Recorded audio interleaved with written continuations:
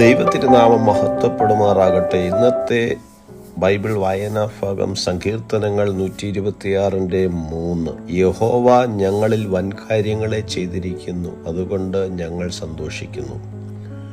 ക്രിസ്തുയേശുവിൽ ഏവർക്കും സ്നേഹവന്ദനം. ആരോഹണ ഗീതങ്ങളിൽ 7-ാമത്തെ ഗീതമാണിത്. മടങ്ങിവരവിൻ്റെ സങ്കീർത്തനമായ ഇതിൽ ബാബിലോണിലെ ദീർഘകാല പ്രവാസത്തിനു ശേഷം യെരുശലേമിലേക്ക് മടങ്ങിയെത്തിയപ്പോഴുള്ള ഒരു ഓർമ്മപ്പെടുത്തലാണ് ഈ സങ്കീർത്തനം. പറഞ്ഞറിയിപ്പാൻ കഴിയാത്ത തരത്തിലുള്ള സന്തോഷമാണ് ഇസ്രായേൽ ജനത്തിനുണ്ടായത്.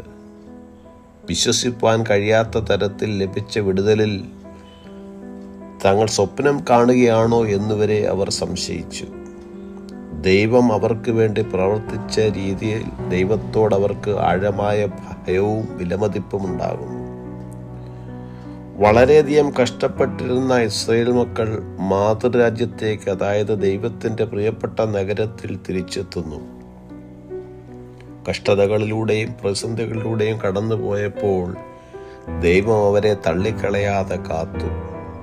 വളരെ പ്രതിസന്ധി ഘട്ടങ്ങളിൽ കൂടി കടന്നു പോകുന്ന വ്യക്തിക്ക് പാടി ആനന്ദിക്കുവാൻ പ്രത്യാശ നൽകുന്ന സങ്കീർത്തനമാണിത്. കണ്ണുനീരിൻ്റെ അവസ്ഥകളിലൂടെ കടന്നു പോകുമ്പോൾ പലപ്പോഴും നാം ചിന്തിക്കുന്നത് അല്ലെങ്കിൽ ചോദിക്കുന്നത്, എൻ്റെ അവസ്ഥയ്ക്കൊരു അവസാനമില്ലേ എന്നാണ്.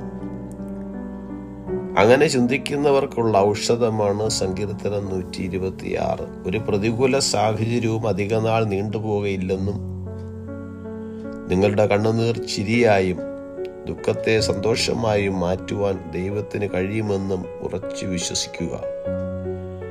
യെരുശലേമിലേക്ക് മടങ്ങുന്ന യഹൂദന്മാർക്ക് വിശ്വസിക്കുവാൻ പ്രയാസകരമായ വിടുതൽ അവർ അനുഭവിച്ചു. കഷ്ടത അനുഭവിച്ച കാലത്ത് ഇയ്യോബ് ചിന്തിച്ചിരിക്കാം, ദൈവം തന്നോട് വിട പറഞ്ഞിട്ടുണ്ടോ, ഇനിയൊരു സന്തോഷം ലഭിക്കുമോ എന്ന്. എന്നാൽ ചെറിയ കാലയളവിനുള്ളിൽ ദൈവം ഇയ്യോബിനെ പുനഃസ്ഥാപിക്കുകയും സമ്പന്നനാക്കുകയും ചെയ്തു. പ്രതികൂല സാഹചര്യങ്ങളിൽ ദൈവം നമ്മോട് കരുണ കാട്ടി അനുഗ്രഹിക്കുമ്പോൾ അത് ദൈവത്തിന് മഹത്വവും നമുക്ക് സന്തോഷവും നൽകുന്നു. അതെ, കർത്താവ് നമുക്കായി വൻകാര്യങ്ങളെ ചെയ്തിരിക്കുന്നു. തൻ്റെ പുത്രൻ മുഖാന്തരം രക്ഷ നമുക്ക് നൽകിയിരിക്കുന്നു.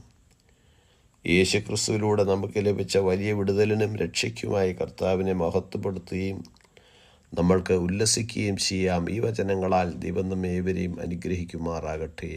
God bless us all.